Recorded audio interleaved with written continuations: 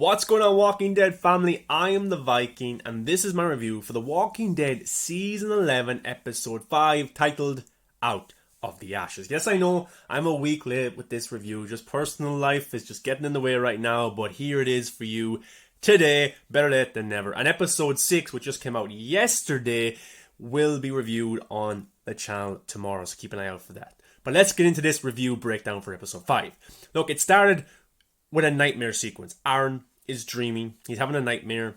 All of his old enemies and foes come back to haunt him. We get to see the Saviors, the Whisperers, Walkers, and also an actor who played one of the Wolves back from Season 5, Season 6, returned for this nightmare sequence. That was pretty cool. And basically, they all surround Aaron and they kill him while he's trying to protect his daughter, Gracie. So basically, that's what this episode is mostly centered around, is Aaron and his fear of his safety of his daughter, Gracie, and protecting her. That's what his main aim is right now. So he's not going to take any risks that could put her in danger, because Alexandria is already in a bad place. And the episode opens then even further with some walkers outside of the walls of Alexandria, even pushing down one of the walls. And Jerry here is taking a pee, and he sees walkers inside, so everyone panics. There's a pretty cool action sequence here. They're all running towards the walkers. They take them down one by one. They're able to get them out of Alexandria, but this shows you how vulnerable they are now. Because look, in Season 6, I think it was Episode 9, No Way Out, where Alexandria was swarmed with walkers, they were able to come together and defeat them. But now it's so much different. They have no supplies. They have no food. They're very, very vulnerable, and right now they're in a bad situation. So Aaron, Jerry, Carol, and Lydia decide to go to the hilltop to try and find maybe some blacksmith materials to help with the rebuilding of Alexandria, to take down some walkers. But they also notice some walkers kind of moving weirdly and moving differently, and Lydia kind of notices as well. And I was kind of thinking, are the Whisperers still out there? After the Whisperer War, they hardly all died. There has to be some of them still surviving.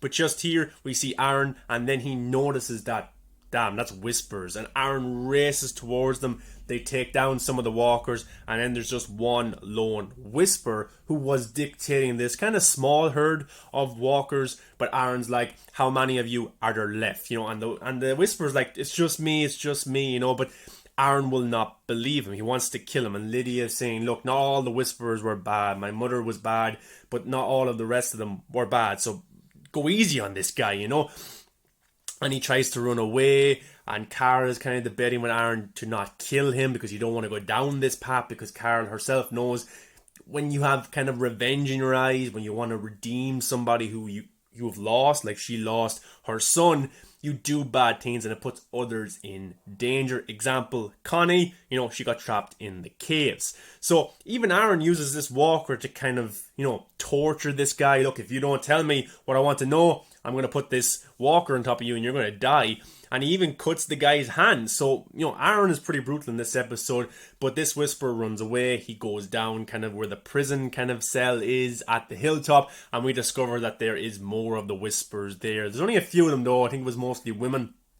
They all look very weak. They probably have no food and stuff like that. So they weren't really a threat. But then, they are Whisperers. They think that this group will kill them, like Aaron will kill them because of who they were associated with. So they do fight back, but they're able to handle them pretty quickly. And then Aaron picks up a Whisperer's mask as well. So they're like, I understand where Aaron's coming from, because for all he knows, there could be 20, 30, 50 Whisperers left, and that's all they need to really become a threat for Alexandria again, because they can really dictate herds and bring walkers to Alexandria. And maybe, who knows, they're the ones bringing these walkers to Alexandria right now. So I think Aaron was pretty justified in his claims. But also, Carol was proven right. She said, do not kill him, don't do it. You don't want to go down this path. And by saving this guy, by not killing this Whisperer, they got to find out that Connie is still alive. He had some information about Connie. So now they know that Connie is alive. So killing that guy was not an option, was not the best option. And by not killing him, it led to them finding out that Connie is still alive, and that will lead into episode 6 and their search for Connie. And I bet you Carol feels a lot better now, because she did feel guilty because she thought that Connie had died because of her.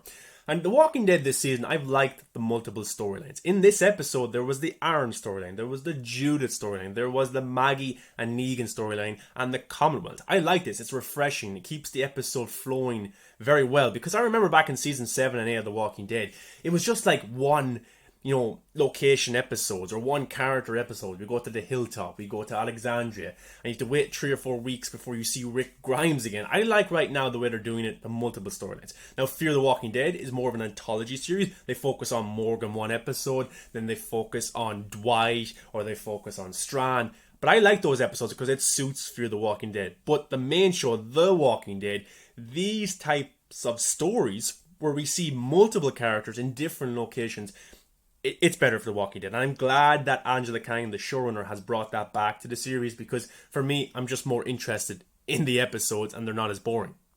Now let's go to the Judith and Alexandria storyline. We get to see Judith coaching some kids and how to fight. This kid right here, this Walker kid, is Jeffrey Dean Morgan's son. So that's pretty awesome. That's pretty cool. But you have these kids and they're playing with this Walker, and Judith's like, look guys, this isn't safe. Stay away from the Walker. Basically, if the Walker bites you, you're dust, you're gone. And the kid, an older kid, starts to bully Judith about Michonne, about her mother and stuff like that. And, Judith stands up for herself. She puts the guy on the ground, or she puts her sword to his throat. She tells him who's boss. But it did affect her. It did hurt her. She goes off crying. And then she realizes that, the board with her handprints on it, with Carol's handprints on, were destroyed, probably by the bully as well. So she's there on the side of this porch, and she's crying, which is, she's lost a lot. She's lost her father, her brother, her mother, even her biological father and mother as well, Shane and Laurie. She's lost so much in such a short lifespan. But I love this scene here with Rosita. The two of them just talking. Rosita's there for her. Rosita's a mother now. She's come a long way since season 5. And I really like this exchange between the two of them. It reminded me of Rick and Carol, I think, from season 2.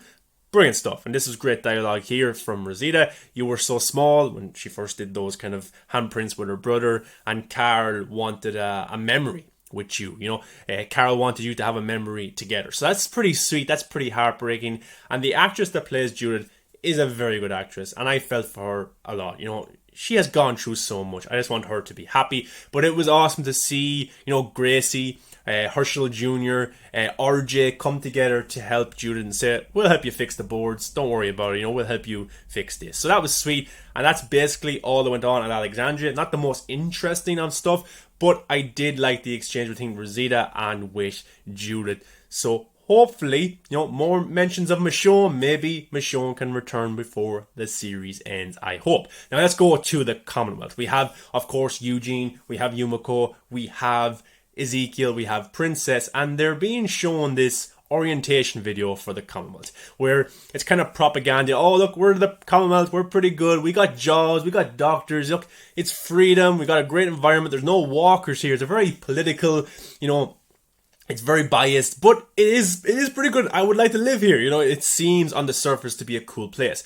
But it looks like once you get through the kind of processing of the Commonwealth, they show you this video. This is what you can expect. And then you're brought into the town. So that's interesting. And I do like how it's kind of retro. It looks to be old, from the 80s or the 90s, because that's probably all of the material they could find to create a video like this. But even they have concerts. That's pretty cool. I want to see a concert. I think in the comic books, there was a massive football game. I wonder will we see that in the live action show. Might be hard to do with extras and COVID and stuff like that, but maybe somewhere they could do it. But yeah, there's doctors, and then we have this guy right here, Lance Hornsby, the director of operations. I'm guessing he's the right-hand man for the president. And we do get to see him in person near the end of the episode. But here we get to see the town. Now, I think this town has, 50,000? Or this community has 50,000, but we don't get to see every single person. So again, with COVID, with restraints, with budget, it might not literally show it's 50,000 people. But Yumiko was reunited with her brother, who is now a baker, which is pretty interesting. And look at this place. They got cakes, they have muffins. I want to go here. In a zombie apocalypse, it doesn't seem like the worst place in the world. But of course, he is shocked to see his sister Yumiko, reunited after all this time. And they kind of have a discussion. And, Yumiko's like, but you were a surgeon. Like, in this community, in the Commonwealth, you're given the job you had before the fall, before the zombie apocalypse. And her brother is like, don't tell anyone, be quiet, please. I like being a baker. This is what I enjoy. I don't want to be a surgeon anymore. But Yumiko, she says, I won't ruin this for you, but she already has, because when she was brought into the Commonwealth, she talked about her brother and what he was. He was a surgeon, so that might come back to bite him in the butt. And here we have Eugene enjoying some ice cream with his love, Stephanie. The fake Stephanie. I think this Stephanie is a mole for the Commonwealth. For Pamela Milton, the president of the Commonwealth. I think undercover to find out more information about Eugene and Ezekiel and Princess and Yumiko. I really do. Because this woman right here, I think is the real Stephanie. I think she noticed Eugene's voice, but she's not allowed to speak to him. She's not allowed to interact with him, because then Eugene might figure out, that's the real Stephanie. That's the person I was talking to, over the radio. But then you have the group coming together talking about, that's where the radio tower is. We could get in there. We could call back home and see if they're still in trouble. Because remember, they left Alexandria to go find help for the Whisper War. But the Whisper War is over now. They beat them, but they don't know that. Their group could be dead for all they know.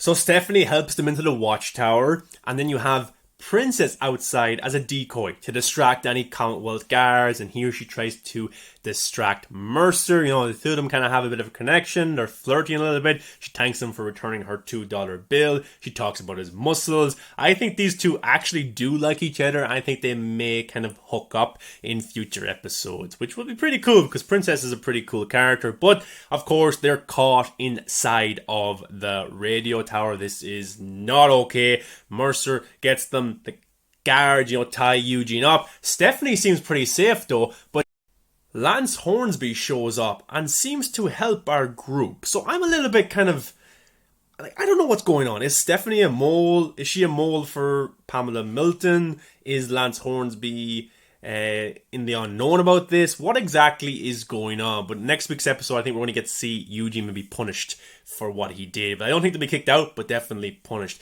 Now, we didn't have too much of Maggie and Negan, but you have Negan, telling Maggie, look, we need to trust each other. We need to come together. We need to help each other.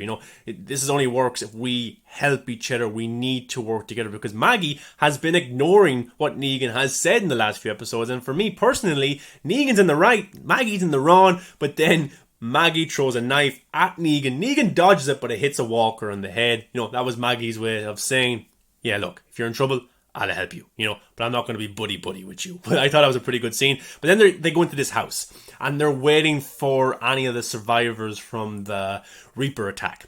Gabriel, Elijah, Daryl, those types of characters. And Negan doesn't want to do it, because they're low on supplies. Alden, of course, was left in that church. Negan wants to leave. He wants to go back to Alexandria, because this is unsafe. These Reapers are the real deal. But Maggie will not listen to Negan whatsoever. She kind of has hope that Gabriel or Elijah will show up. And eventually they do show up. So in this instance, Negan was wrong and Maggie was right. I see a lot of people online saying that Maggie and Negan may kind of get into a relationship. I don't think that whatsoever. I think in the end they will help each other. I think they will save each other, but I don't see the two of them hooking up in that aspect at all. I just don't see it. Maybe you disagree, let me know below. But it was cool to see Gabriel and Elijah come back, come to the house and be safe. So look, that's all we really got with those characters. In next week's episode, which I will review tomorrow, there is a lot more kind of Negan, and they're in a kind of a sticky situation, which I did find very tense. But yeah, this was episode 5. I thought it was pretty enjoyable. I like how there's multiple storylines going on at once. We had the Commonwealth, we had Alexandria, we had the storyline with Aaron, we had Maggie and Negan. All very interesting stuff. And a pretty good setup for episode 6, which I will review tomorrow. No spoilers right now, but guys, that was such an intense episode. The scariest episode The Walking Dead has ever done, and that's saying something. I'm sure you've seen it by now. If not, go check it out. And then tomorrow I will review it on this channel, episode 6. So make sure you subscribe to the channel, guys, so you don't miss that video. Come follow me on all the social media accounts, Facebook, Instagram, Twitter, and TikTok at Movies That Matter. I review all of the Walking Dead episodes. Walking Dead World Beyond is returning this Sunday as well. I will review that. Fear the Walking Dead is coming soon. I will review those episodes, plus all the theories for The Walking Dead. So make sure you subscribe so you don't miss any of that good content. I enjoy The Walking Dead. I love The Walking Dead as much as you, but it's good to experience this love with other people. Guys, thanks for watching. I really appreciate it. Have a good day and see you tomorrow.